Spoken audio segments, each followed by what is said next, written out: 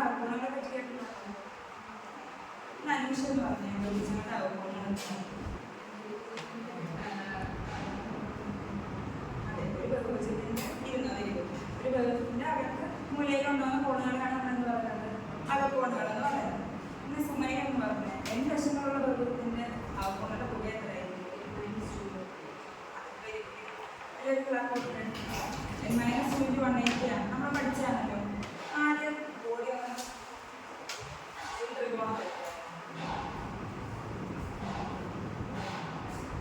ത്രികോണത്തിനെ കുറിച്ച് നമ്മൾ പറയാറുണ്ട്.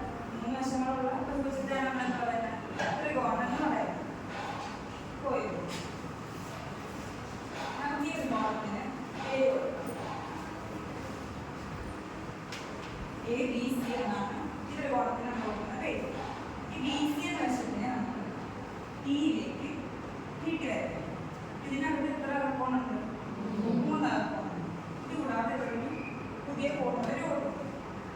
അജ്മീന ഈ കോണിന്റെ പേരെന്ന് പറയാം ആംഗിൾ AC എന്നാണ് ഇവിടെ രൂപപ്പെട്ട കോണിന്റെ പേര്. എങ്കിൽ ഈ ആംഗിൾ ACB ആംഗിൾ ACB തമ്മിലുള്ള ബന്ധം എന്ന് പറയാം. അതെ, എല്ലാവരും കൈവിട്ട് അവർ രേഖീയമായിരിക്കും, നമ്മൾ ലീനിയർ ആയിരിക്കും. ഇനി നമുക്ക് ഈ AC-യെ D എന്ന് പറഞ്ഞൊരു പോയിന്റിലേക്ക് നീട്ടി വരയ്ക്കാം. ഇവിടെ ഒരു ഹോർമോണുടെ രൂപപ്പെട്ടില്ലേ? അങ്ങനെയാണെങ്കിൽ ഇവിടെ രൂപപ്പെട്ട ഹോർമോണുകൾ ഏതൊക്കെയായിരിക്കും? ആംഗിൾ ACD-യും ആംഗിൾ BCD ആയിരിക്കും ഇവിടെ രൂപപ്പെട്ട 2 ഹോർമോണുകൾ. ആഷ്ലിൻ, ഇനി ഇതിന് തമ്മിലുള്ള ബന്ധം എന്ന് പറയാമോ? ഇരുന്നു. അശ്വതി രേഖീയ ജോഡിയാണോ? പിന്നെ അതെ, അത് വിപരീത കോണുകളാണ്. അതായത് ഒരു ഓപ്പോസിറ്റ് ആംഗിൾസ് ആണ്. ഇവിടെ രൂപപ്പെട്ട ഓപ്പോസിറ്റ് ആംഗിൾസ് ഏതൊക്കെയാണ്? BCD-യും ACD-യും. പിന്നെ ഫസ്റ്റിലെ വിപരീത കോണുകൾ എന്താണെന്ന് പറയാമോ?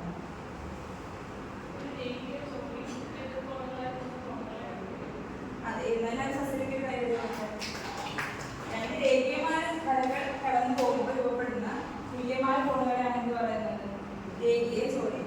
ഫാത്തിമ, ഈ AC-യും BCD-യും നമുക്ക് പറയാം.